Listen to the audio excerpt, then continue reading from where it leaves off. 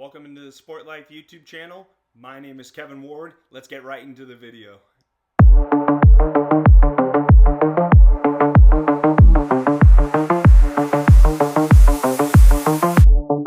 So in this video, we're going to be talking about 5 wide receivers for fantasy football, and this is mainly for the Dynasty community. Five NFL wide receivers that I personally think either you should hold them. They haven't gone off yet. They haven't become great yet, but you should hold them because I think the best is yet to come. Or 2, if there's someone that is willing to sell them for a much lower price point than, let's say, a year or 2 ago, I'd try and go get them on the cheap because I think, like I said, I think the best is yet to come. So these are 5 guys that, I think have shown flashes. I think there's signs that are pointing up for their careers in their direction. And I'm a big believer in their talent and their situation going forward. And you should too. All right, let's get this list started. All right, so let's go with number 5. I'm going to go with Jalen Coker, the wide receiver for the Carolina Panthers. And I believe this is his 3rd year in the league. And maybe the secret's already out if you've been paying attention, but they just extended him. And you watch how the second half of last year went. I think he missed the first 7 games of the season. And then in the second half, he really became their wide receiver too behind Tet McMillan. He was explosive. He made a lot of big plays. And then in the playoff game, he was their best wide receiver. He absolutely went off against the Rams, and he's a big reason why they had a chance to win that. He's 24 years old. They don't have a second option behind Tet, so there's targets out there for someone to go get. Xavier Legette's there. He has not shown any signs of taking that leap. He was a former first-round pick. He's got all the physical ability. He's a big, strong guy. But he hasn't taken that opportunity. I think they've wanted to give it to him, but he hasn't taken advantage of it. With Coker, I think in the opportunities he has gotten, he's been an explosive, dynamic playmaker for them. And I think they believe that too. There's a reason they extended him. Now, it's not like they gave him this huge, lucrative extension. I think it was $41 million. I think it was like a 3-year extension. I could be wrong on those numbers, but they obviously believe in him enough to say we want to keep him around.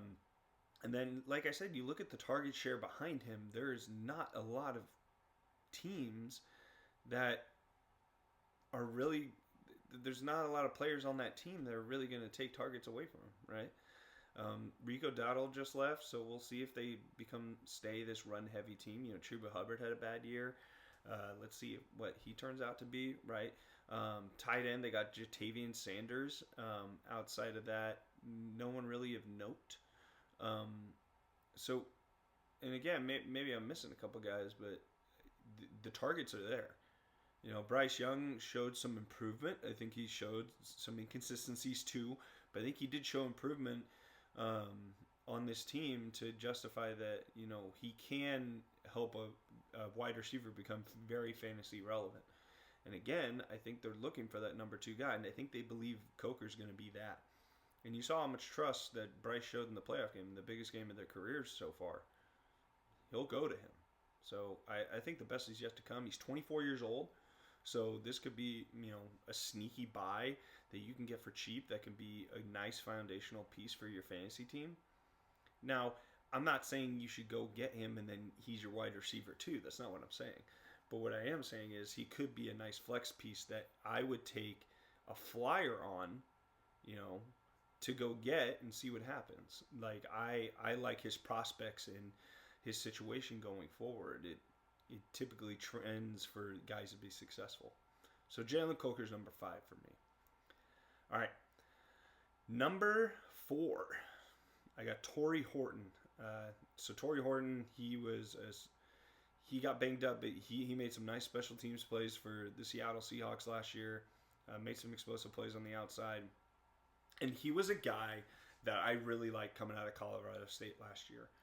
And if it wasn't for the college injuries he had, I think he would have went higher in the NFL draft. He has a knack for making guys miss. He's got strong hands. He's got a long, lanky body, and he looked impressive in the limited opportunities he got. Um, I'm really excited to see what he can do this next year. Again, talk about opportunities, right? So Clint Kubiak leaves. That's a big loss for Seattle. They lose their best running back, Kenneth Walker, right? So you're replacing him with Jadarian Price, who you took in the first round, and Zach Charbonnet is coming off a torn ACL. So there's no guarantee that run game is going to be as dominant as it was out of the gate this year. Um, Outside of JSN, you got Cooper Kupp, who just keeps getting older, and he was reliable. But it wouldn't shock me if they move off him after this year. Rashid Shaheed, I know he's there. He's a deep ball guy, but I think his value is more what he does in special teams, and what he's going to provide in terms of schematic fit offensively. He's just going to help make sure that those safeties don't press down as much. Anytime you're going to go press man on him, or he's got single coverage, like, you're going to have to respect the explosive plays he can make. I mean, we've seen it throughout his career. He's had 40, 50-yard bombs that he's taken to the house all the time. But it doesn't mean he's always going to get the volume and the amount of targets you would want from a fantasy-relevant wide receiver. Who knows? Maybe I'm wrong. They did extend him, so maybe he does take that number 2 role next to JSN. But something tells me that Torrey Horton is a guy to keep an eye on, especially as training camp and OTAs happen. Just listen to what they're saying, and who's getting the reps, and who's getting, the noise, whose noise is getting louder. And I think Torrey Horton has a chance to really take over and then be a stalwart and be a staple in this Seattle offense for years going forward, next to JSN. Just gotta stay healthy. Still, the health is kind of an injury bug that's labeled on him right now because of what happened in college and the NFL. But I'm a big believer in Torrey Horton. I actually think he's going to have the opportunity to be Sam Darnold's trusted number 2 right alongside JSN. In what could be a more pass-heavy attack than it was last year, just because that's where the talent is, and that's where I think you're going to get the most production is. It was a lot easier when you have Zach Charbonnet, second-round running back, Kenneth Walker, second-round running back, established players that you could funnel your offense through. Now I think it shifts more to a more volume-high passing attack, just because I don't know what you really have in that run game with Jadarian Price and Zach Charbonnet coming off the ACL. So Torrey Horton's kind of my 4th guy I would keep an eye on as a guy, again, that you could maybe get on the cheap. Someone's not valuing him as high, or you're trying to on the fence of, does he deserve a roster spot on my team? I would hold him. I would wait. His value's not that high, so it really can't get much lower if you just hold on to him, right? And I think the payoff can be pretty high. All right, and number 3, and this is probably one of my favorite ones, is Jalen McMillan, wide receiver for the Tampa Bay Buccaneers. So he comes out of Washington, and he was part of that dynamic offense with Michael Penix, Rome Odunze, Jalen Polk. They go to the national championship. They lose to Michigan, but that whole identity of that team was that dynamic passing attack with Ryan Grubb, Kalen DeBoer, who's now the head coach at Alabama. And he was part of that dynamic offense that really drove that thing. And if you listen to what the coaches were saying when he was coming out, they actually felt he was the most talented out of the 3. Rome got taken in the top 10. He was the more highly touted prospect. But some of the wide receiver coaches and the offensive assistants were like, McMillan might be the most talented guy. He's not as refined yet, but he might be the most talented of the 3. And you kind of saw why. He had 8 touchdowns late in his rookie year with limited opportunities, and then year 2 he has the really scary neck injury. It really sets him back, right? And then he comes on and he finishes decently strong at the end of his second year, but Emeka Egbuka arrives. Godwin was kind of on and off. Mike Evans gets hurt, but he comes back. So it's a cluttered room, right? And Baker in that offense, it's definitely driven off the pass game. But going into his 3rd year, right? And you're already starting to hear he's doing really well at OTAs. He looks really good. Now take that with a grain of salt. It's OTAs. Read into it as much as you want, but I like hearing early positive signs. I think the natural reaction is because Mike Evans leaves, he goes to the Niners, so that opens up the X spot, and I think the casual fantasy football owner is going to think, oh, Emeka Egbuka is just going to absorb a lot of those targets, right? Not necessarily. I don't think he plays the same position that Mike Evans plays. I think McMillan plays more the X. So McMillan's going to be the one that slots in that role. Godwin doesn't play the X. He plays that slot Z receiver. I think Emeka Egbuka kind of plays more similar to Godwin than Evans.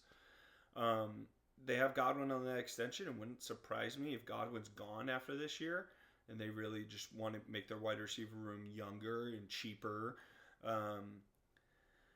So I don't think Egbuka is going to be the one that absorbs a ton of Mike Evans' targets. I think it's going to be Jalen McMillan. Again, he really flashed a lot of that talent you were hearing about him out of Washington as a rookie. And again, that scary neck injury really derailed his second year. But going into his third year, this is kind of his make or break year. Like, let's find out how good you are. And I think he's going to get his chances, especially on the outside, taking over that Mike Evans role. I know Tez Johnson is over there, but I think McMillan's going to be the guy they're going to want to roll with. And again, if it pays off, right, like that's a lot of red zone opportunities. That's a lot of big play opportunities. Baker's going to be slinging that thing. And I'll tell you what, Baker is going to come out and want to have a great year, especially going into a contract year where he's trying to prove I'm worth the money. Either here or somewhere else, but he's coming out with an edge. He's coming out to get another big contract. Might be the last big contract of his career. So he's got a lot to prove. He's going to come out slinging. He's going to come out gunning. And he always has. He's always been known as a gunslinger. So here we go. And I think McMillan could be a huge beneficiary of, Baker's intentions in this offense. And I would really try and get Jalen McMillan on my team, right? And you saw at the end of the second half of last year, Egbuka had a lot of drops. Now, I still believe in Egbuka. I think he's going to be really, really good. But I don't think it's just a foregone conclusion that all those targets that Mike was getting just go right to Egbuka. I think McMillan's going to get a lot of opportunities because I think the Bucs in their heart of hearts would be like, okay, best case scenario, McMillan's really good, Tez Johnson's really good, and Egbuka is what we think he is. We can move off Godwin's, use the money in other places, and have a really young offensive core in that wide receiver room that can help build the team as a whole. So I think they're going to really want to give those opportunities to Jalen McMillan. So just keep an eye on, as you go into training camp. I have him on a few teams, and I'm not trading him away. I value him probably more than most, but that would be a guy I'd really keep an eye on, and I would hold or try and buy for cheap. Number 2, I got Jaden Higgins, wide receiver for the Texans. Now, you could easily say that a lot of people in the community are trying to buy him. I think they believe in his hype. As we get closer to training camp, that room could get a little cluttered. You still got Jalen Noel there. They signed David Montgomery, so that running back room's better. Nico Collins is still the number 1. Dalton Schultz is there. And then you got Tank Dell coming back, and a lot of positive signs are about him coming back, right? And that's like CJ's boy. CJ loves Tank. Like, those two are tight, right? And so when you add all those names, Noel, Tank, Nico, Jaden Higgins, it can kind of get cluttered. And you're like, the target's going to be there. And again, in limited opportunity, I thought Higgins played really well. He had 6 touchdowns and very limited target share. And so I think the opportunity is going to be there for him to be a very dynamic player. Now, he plays more of that Nico X wide receiver role. You kind of heard some rumors about them looking to trade maybe Nico. I think potentially next year they trade him and they try and get cheaper, right? And then maybe Higgins really slots into that role and takes it over in year 3. But I still think he could have a big time impact in this offense this year. CJ Stroud's got to play better because I don't think the Texans are totally sold that CJ's their future. I mean, he looked pretty bad at times last year.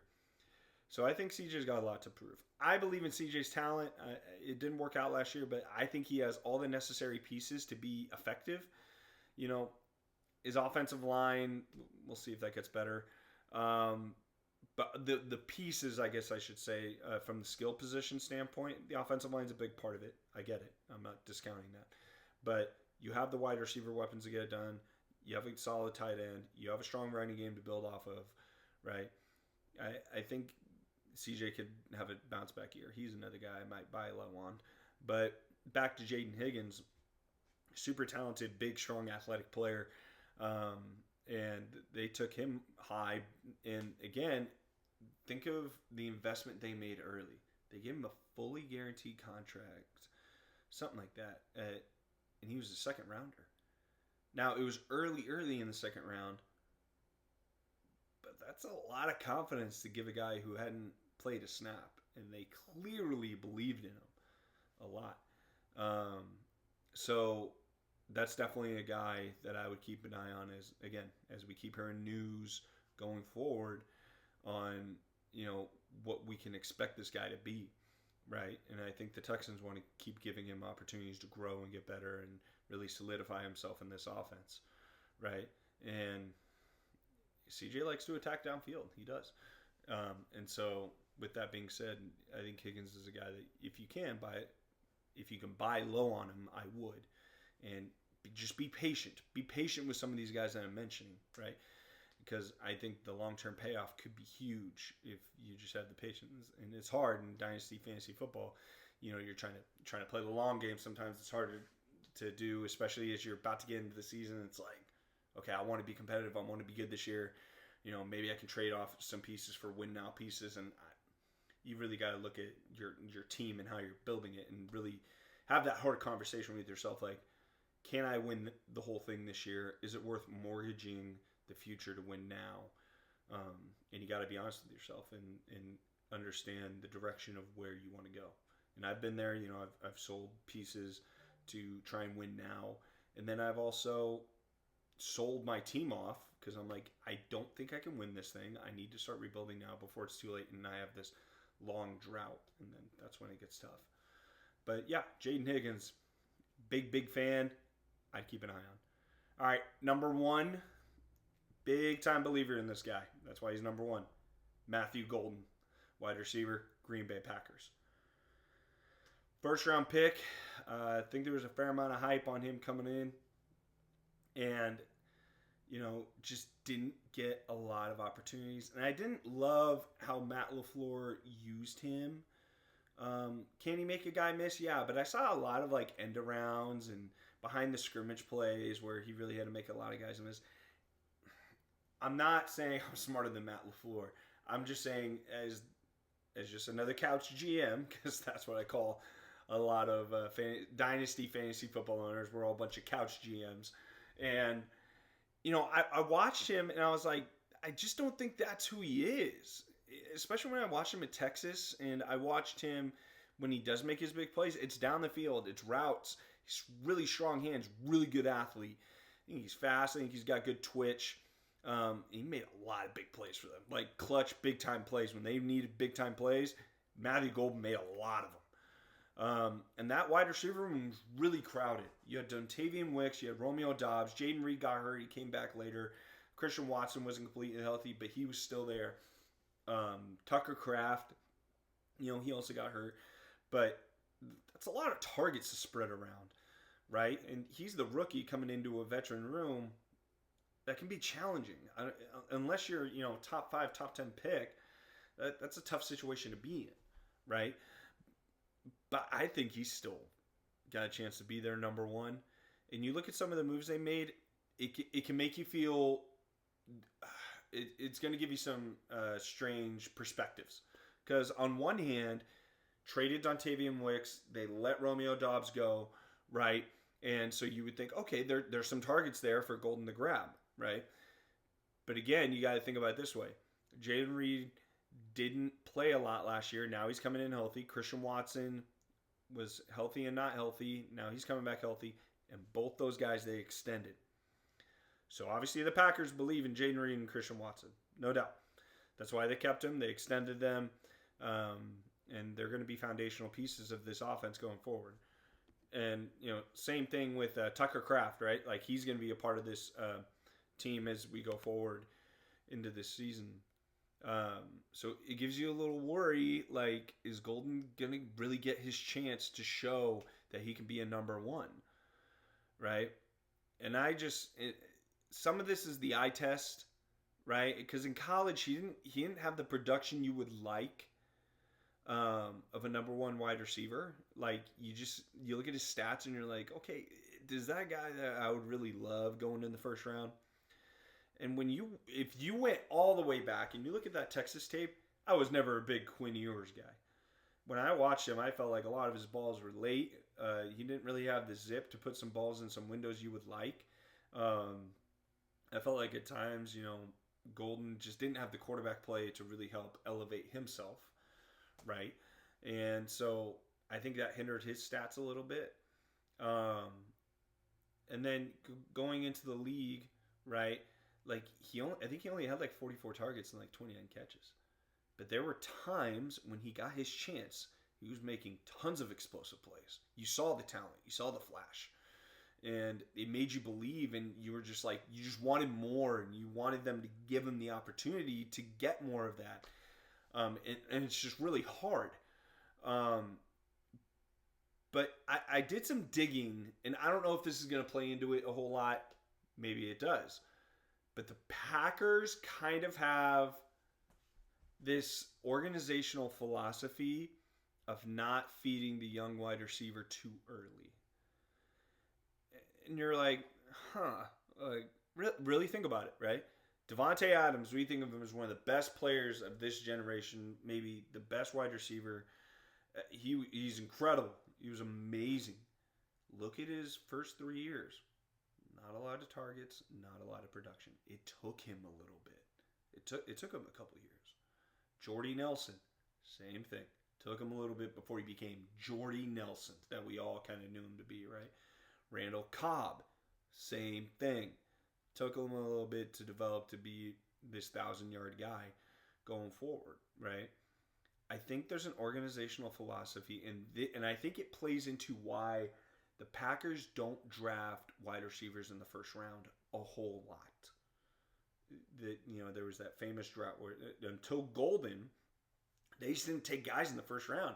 And fans were like, what the hell? Like, they wanted JSN, when he was coming out as a rookie. Or they probably wanted a wide receiver with the pick that they got Jordan Love with, for Aaron Rodgers. And they're like, what the hell? Why aren't we taking a guy in the first round?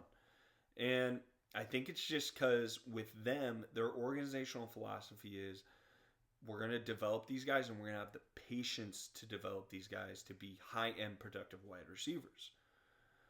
And so, with that being said, like, they invested a first-round pick in this guy.